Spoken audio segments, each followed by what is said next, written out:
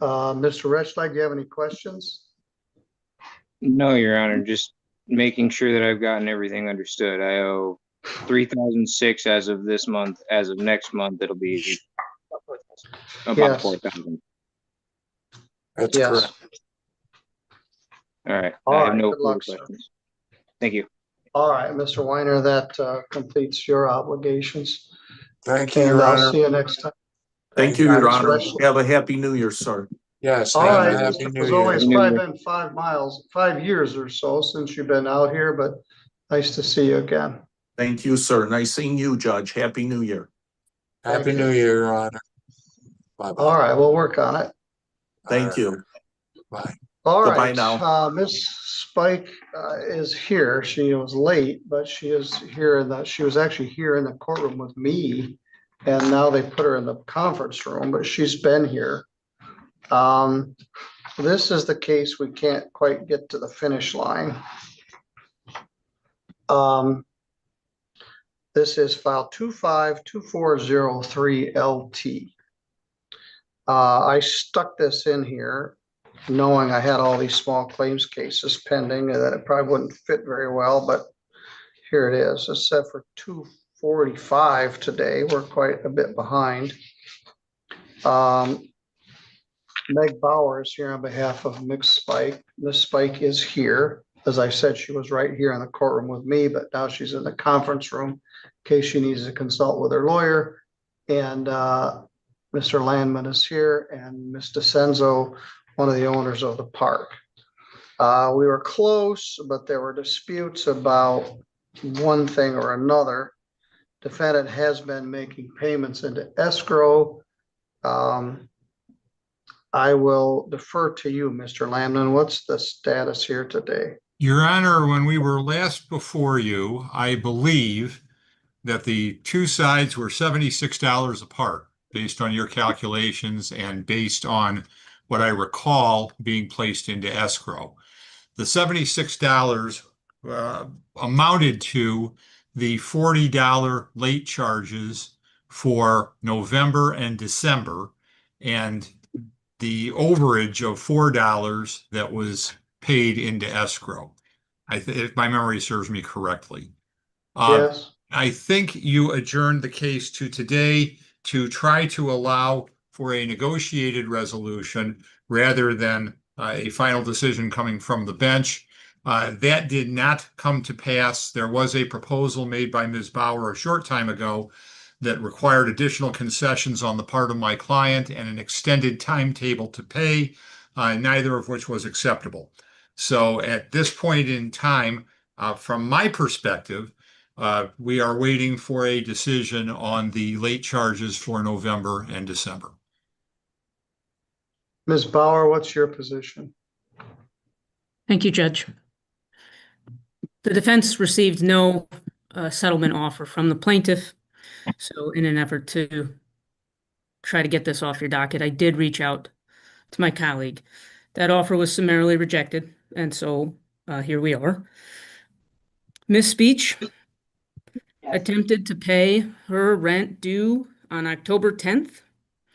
She went up to the store to pay on October 17th. She attempted to pay on October 24th. She attempted to pay on October 31st. She attempted to pay, including November's rent, on November 4th, November 7th, and November 14th. That's 7 efforts that Miss Speech made to pay her rent, to pay all of her rent. And the plaintiff rejected those efforts.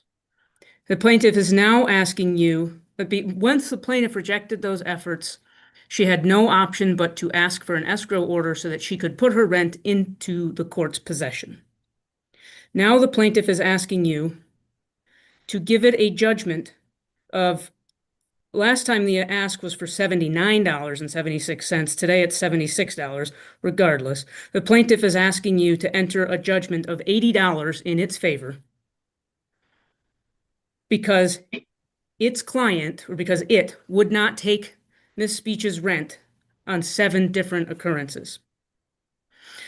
Miss Speech was not late on her rent in November. She was not late on her rent in December, and she attempted to pay her rent in full on October 10th, a mere 5 days after the deadline.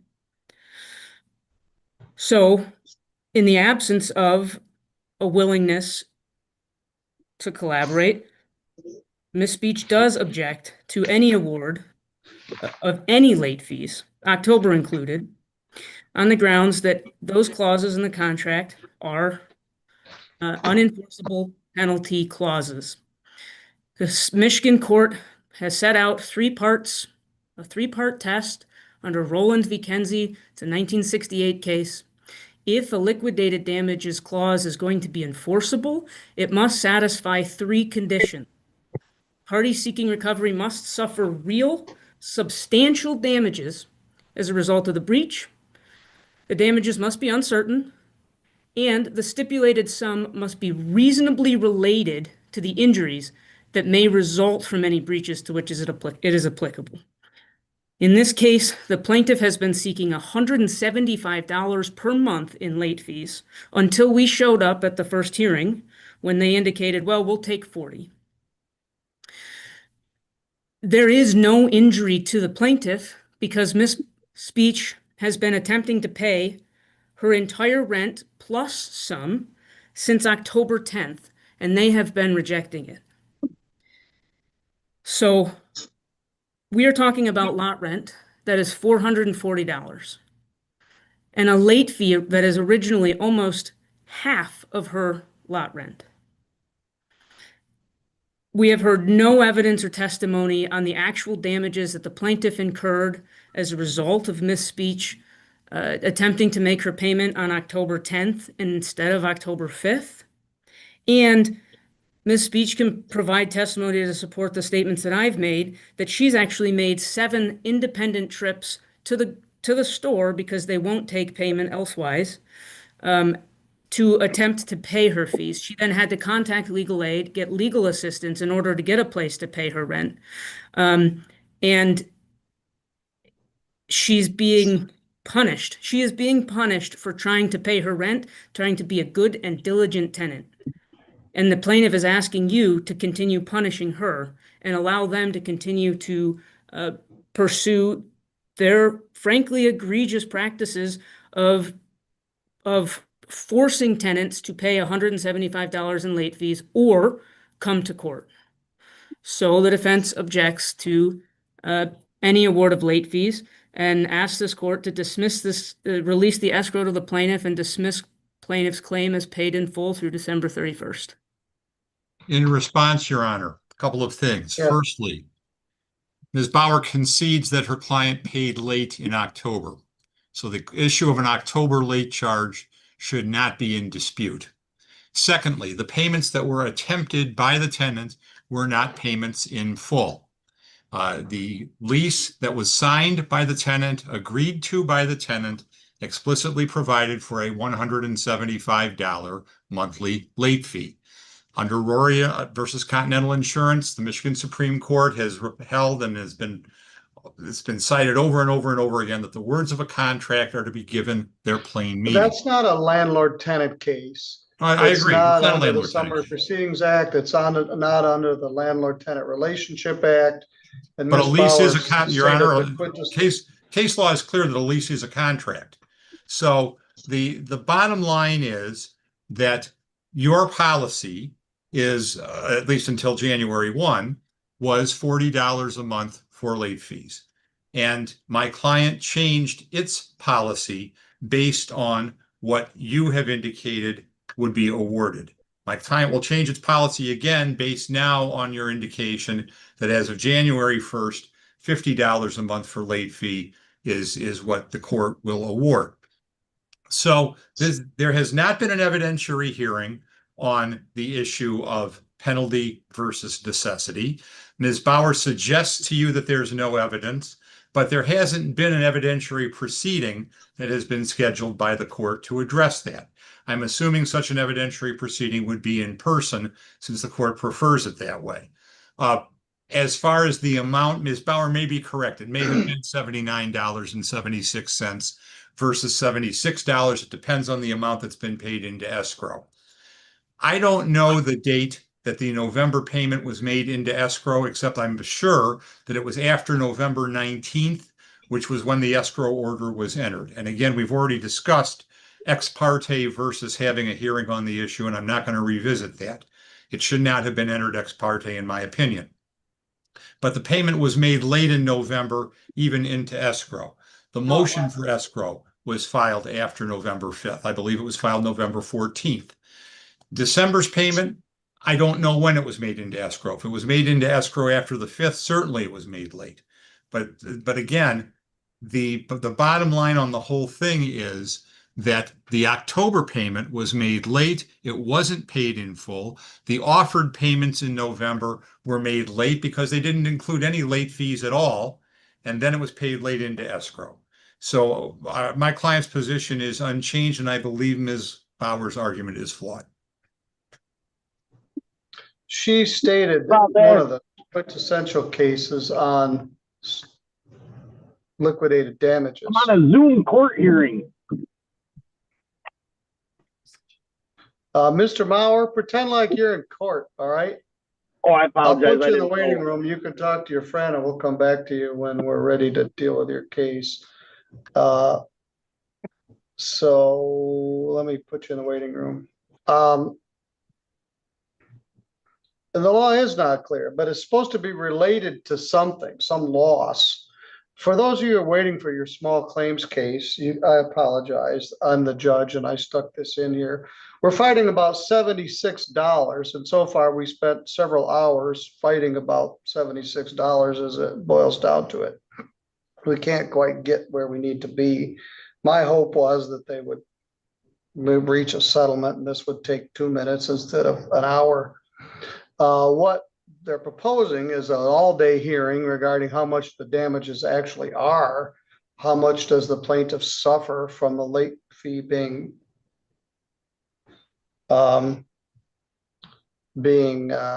late?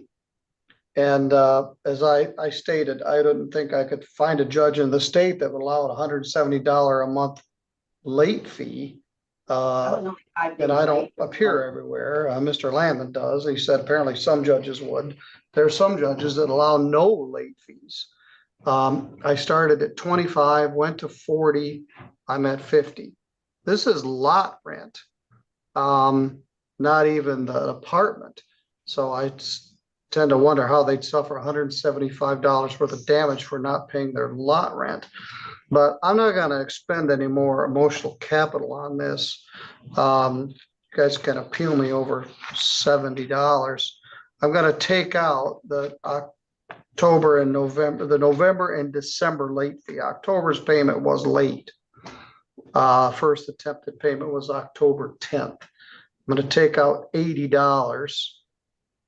There was a $4 overage. And I believe there's enough money in escrow to pay the arrearage. It was a $79.76 difference is what the difference was. We had $1,659 in rent and $1,580 in escrow. I will take out 2 late fees. So that leaves us 20, that leaves us 4 cents off.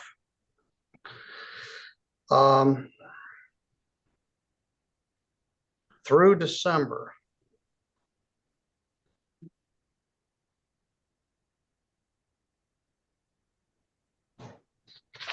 Your Honor, the total also doesn't include the 170.05 in court Yes, costs. it costs, Right. which is 1,829. So I'm gonna take 1,659.76 minus 80.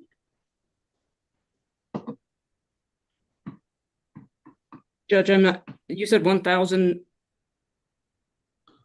1,659.76. minus, That equals 1,579. She has 1,580 in escrow.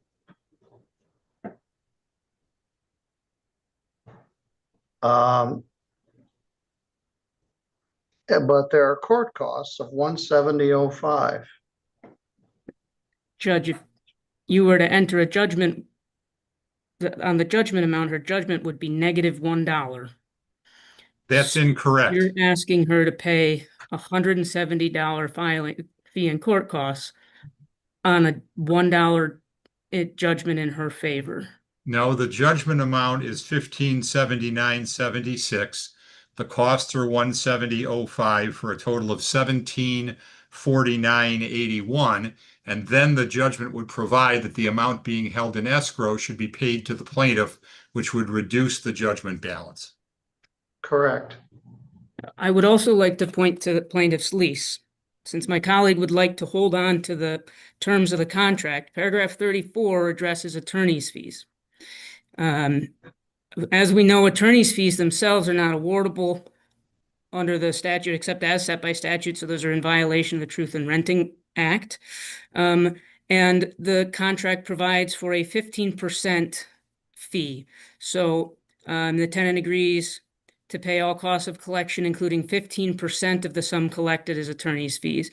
So 15% of the amount you're about to award Is far more than the statutory attorney fee of $75. except that she has paid her rent into escrow. She is paid November on time. She paid to the extent that she was able to. She paid including a $50 late fee. On November 4th, she paid $50 for October's late fee, plus her November rent, but it was still rejected. And then she paid December into escrow on December 4th. On November 4th, Ms. Speech attempted to pay $1,078 to the plaintiff, and the plaintiff rejected it. That is $50 more than the plaintiff was entitled to for November through November 30th. Again, Your Honor, I would state that the $75 is permissible by statute and is appropriate in this instance. I agree. Even though it was a -$1, there was a original late payment which instituted the case. So plaintiffs entitled to their court costs. Escrow funds may be released to Judge, the plaintiff. will you Uh, extend Ms. Speech's redemption period based on the fact that $170 in costs and fees is 50% of her rent? This award of court costs and attorney's fees is very likely, if exclusively court costs and attorney's fees, is very likely to render her homeless if there's not an extended redemption period. Your Honor, I believe that January 8th should be plenty of time for Ms. Speech to come up with this amount. January's rent, of course, is due on the 1st. And Judge, Yes, we are not fighting over $80 simply on principle, but as you know, the demographic of clients that I represent, every dollar makes a difference. So we're not trying to be difficult. What seems like a couple of meals for one person is a substantial portion of that individual's entire monthly budget. as I indicated, this matter's we've been at this since October, I think. They are entitled to their court costs. They were compelled to file the case.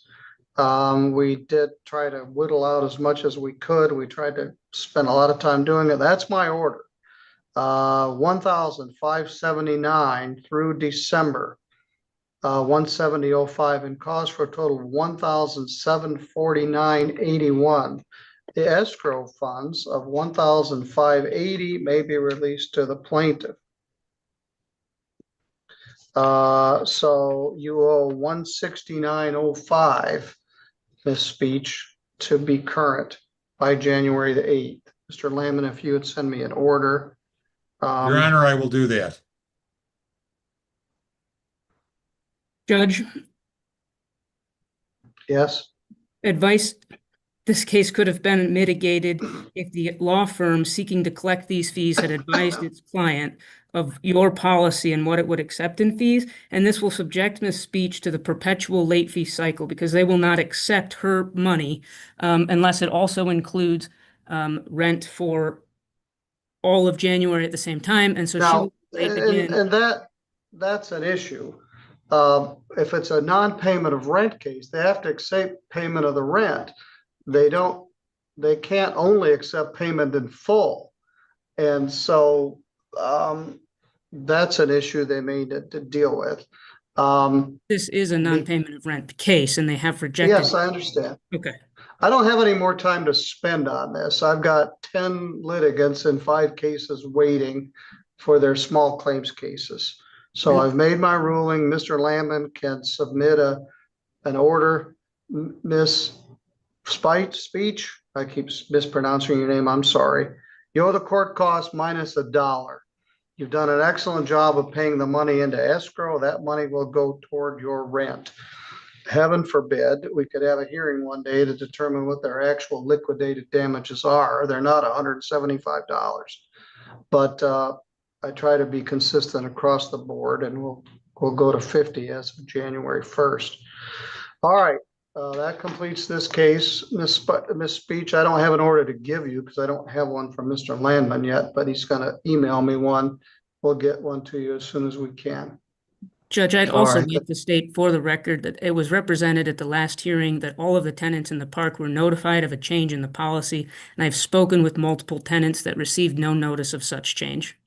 I understand that you Well, are done with this We case. haven't had a case yet, so I guess we'll see. We may need a hearing. It would take a day to figure out what their actual liquidated damages are, but we don't have time to address that right now. All right, thank you all. All due respect, Your Judge, Honor. that Have is a not great my New Year. client's fault. All right, thank you. All right, we'll see where this goes. Miss Speech, I hope you can make that, keep your tenancy and your trailer. I can pay the rent. I'm not gonna be able to pay the $170 court cost by January 1st. I mean, come on, I'm a cashier. I can't. Then I don't have an answer for you. They're entitled to those fees. All right. And we try to